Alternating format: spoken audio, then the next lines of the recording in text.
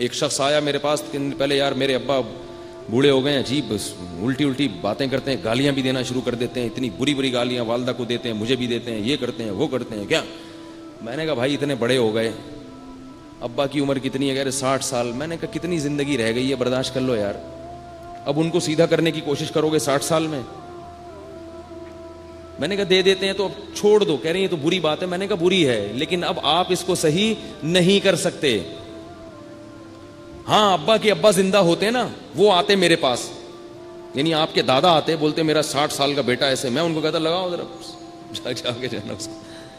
دادا زندہ ہوتے، اس لیے کہتا ہوں جلدی شادیاں کرو اللہ کے بندو، دادا بن جایا کرو جلدی عمر میں. دادا کا اپنا مزہ ہے، خدا کی قسم. باپ بننے کا وہ مزہ نہیں جو دادا کا مزہ ہے. باپ بننے میں نقصان ہے، خود پالنا پڑتا ہے بچہ، اور دادا بننے میں فائدہ ہے کہ بچہ آپ کا ہے، پالے گا کون؟ اس کا باپ پالے گا. فری کے مزے ہیں دادا کے. بچوں سے دادا کو جتنی محبت ہوتی ہے باپ کو تھوڑی ہوتی ہے. نانا کو، دادا کو جو اپنے نواسوں سے، پوتوں سے محبت ہوتی ہے وہ باپ کو نہیں ہو سکتی. تو دادا اور نانا کی آنکھوں کی ٹھنڈک ہے. گوروں کے پاس یہ چیزیں نہیں ہیں. وہ ان کی عورتیں، بوڑھی عورتیں گڑیاؤں سے کھیلتی ہیں، گڑیاؤں سے، کتوں سے کھیلتی ہیں. ہمارے ہاں ماشاءاللہ ہمارے نانا تھے، اتنے سارے پوتے نواسے ان کی گود میں آگے بیٹھتے تھے، ایسے خوش ہوتے تھے. اور جہاں کسی بچے نے پیشاب کیا فوراً پکڑا دیا، یہ لو اس کو. اب دیکھو ذمہ داری نہیں لیتے دادا نانا، کہتے پیشاب کیا اس کو بیٹے کو پکڑا دیا، چل بھائی اس کو لے کے جا. بیمار ہو گیا، چل بھائی اس کو ہاسپٹل لے کے جا. تو دادا کو فری کے مزے ملتے ہیں. تو اس لیے جلدی جلدی دادا بن جاؤ. آپ کوشش کرو گے کہ نہیں کرو گے؟ تبلیغ والے کہتے ہیں نا اب نام لکھواؤ سہ روزے کے لیے، تو میں بھی نام لکھوا رہا ہوں. کون کون ہے بھائی جو جلدی جلدی سے دادا اور نانا بننے کی؟ اور خواتین کے لیے بھی ہے، جلدی سے نانی بن جائیں، جلدی سے دادی بن جائیں. نانی کی بھی کیا زندگی ہوتی ہے. ہمیں اپنی دادی یاد ہے کیا ماشاءاللہ اللہ نے ان کو حکومت دی تھی. ہمارے گھر پہ مصلے پہ بیٹھی رہتی تھیں، ریموٹ کنٹرول ہاتھ میں تھا، بس جو آ رہا ہے دیکھ رہی ہیں کون آ رہا ہے، کہاں سے آ رہا ہے، کدھر جا رہا ہے. دادی کا کام تو کوئی ہوتا نہیں ہے، ٹھیک ہے نا. صحت اچھی تھی، بس ہر وقت ٹریس کرتی تھیں جو بھی گیٹ سے آیا کہاں سے آ رہا ہے. اب سنتی اونچا تھی، ہم ان کو چیخ کے بولتے تھے وہاں سے آ رہا ہوں. تو پھر میں نے حل تلاش کیا. میں نے کہا یار جب بھی کمرے میں داخل ہو دادی کو اطلاع دینی پڑتی ہے، نکلتے ہوئے بھی دینی پڑتی ہے، اور سنتی بھی اونچا ہے.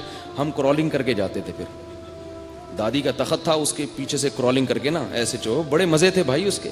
خدا کی قسم جس گھر میں بوڑھا نہیں ہے وہ گھر نہیں ہے. تمہیں فیملی پلاننگ والوں نے تباہ کر دیا ہے، تمہارے فیملی سسٹم کو برباد کر دیا ہے. گھر جو ہے یہ جھونپڑیوں سے، گھر جو ہے یہ ٹائلوں سے اور فانوسوں سے نہیں بنتا. گھر افراد سے بنتا ہے. گھر میں افراد ہونے چاہیے، تبھی رمضان کا بھی مزہ ہے، تبھی عید کا بھی مزہ ہے، تبھی شادی بیاہ کا بھی مزہ ہے، تبھی غم کا بھی مزہ ہے. غم میں بھی سب شریک ہو جاتے ہیں. کہاں تمہیں یہودی لے کے جا رہا ہے، 2 بچے ہی اچھے، 2 بچے ہی اچھے، کدھر کو تم جا رہے ہو؟ اور دیر سے نکاح کر رہے ہو، نہ دادا بن رہے ہو نہ نانا بن رہے ہو. تو وہ بندہ آیا نا میرے ابا صحیح نہیں چل رہے تو میں نے کہا آپ کے، میرا دل چاہ کے میں اس کو بولوں گے دادا ہوتے نا تو وہ آتے تو میں شکا. اب ابا کو کیا کر سکتے ہو بھائی؟ ابا کے لیے دعا کرو، محبت سے، پیار محبت سے، جیسے ابراہیم علیہ السلام نے سمجھایا اسی طرح نصیحت. تو ماں کا بھی یہی معاملہ ہے، ماں کا بھی یہی ہے. ماں سے بھی آپ کو بدتمیزی کی اجازت نہیں ہے، ماں سے بھی بدتمیزی کی اجازت نہیں ہے. تو اور اخلاق کے معاملے میں ماں کا حق اللہ نے باپ سے 3 گنا زیادہ رکھا ہے. یہ بات یاد رکھیں کہ تعظیم شریعت میں باپ کی زیادہ ہے، تعظیم. اور نرم لہجے سے بات کرنے میں ماں کے ساتھ اخلاق کی ویلیو زیادہ ہے. تعظیم کا مطلب علماء یہ بتاتے ہیں کہ جیسے آپ بیٹھے ہوئے ہیں، آپ کی والدہ آئیں، آپ احترام میں کھڑے نہیں ہوئے، غلط ہے لیکن اتنا غلط نہیں ہے. باپ آیا احترام میں کھڑے نہیں ہوئے تو یہ زیادہ غلط. تو حسن اخلاق میں ماں کا مقام زیادہ، اور تعظیم میں باپ کا. تعظیم میں باپ کا اس لیے کہ وہ گھر کا سربراہ ہے، اور سربراہ کی ہمیشہ تعظیم زیادہ، کیونکہ جس کی جو امیر ہوتا ہے نا، جو ذمہ دار ہوتا ہے، اس کی اگر تعظیم نہیں ہوگی تو اس کی سنی نہیں جائے گی. نہیں آئی بات سمجھ میں؟ اس کی اگر تعظیم نہیں ہوگی تو پھر اس کی اطاعت نہیں ہوگی. اطاعت کے لیے ضروری ہے کہ آپ کے دل میں اس کا احترام زیادہ ہو، ورنہ اطاعت نہیں ہوگی. تو سارا نظام ہمارا تلپٹ ہو گیا ہے. پتہ ہی نہیں چلتا گھر کے سربراہ اماں ہیں کہ ابا ہیں، بھائی ہے یا چچا ہے. بعض دفعہ ابا اماں کو پتہ نہیں ہوتا، ایک خلیفہ بن کے بیٹھا ہوا ہوتا ہے گھر میں، ٹھیک ہے نا، ایک بھائی. تو جو ابا ہیں وہ اپنے آپ کو گھر کا سربراہ سمجھیں اور باقی لوگ باور کرائیں کہ آپ ہمارے کیا ہیں؟ سربراہ ہیں. ابا کسی کو خلافت دے دیں تو ایک الگ بات ہے. بعض دفعہ ابا کہتے ہیں یہ والا جو بیٹا ہے نا میرا, اسی سے پوچھو. ہمارے محلے میں پڑوس میں ایک صاحب رہا کرتے تھے, ان کے ماشاءاللہ بچے بہت تھے, اللہ نے بڑی اولاد دی ان کو. تو جب وہ بچے بڑے ہو گئے, گھر بڑا ہو گیا ان کا, تو اب انہوں نے سارے کام تقسیم کیے ہوئے تھے. تو وہ بتاتے تھے یہ وزیر خزانہ ہے, یہ وزیر اطلاعات و نشریات ہے. ایک بیٹے کو نہ کہتے تھے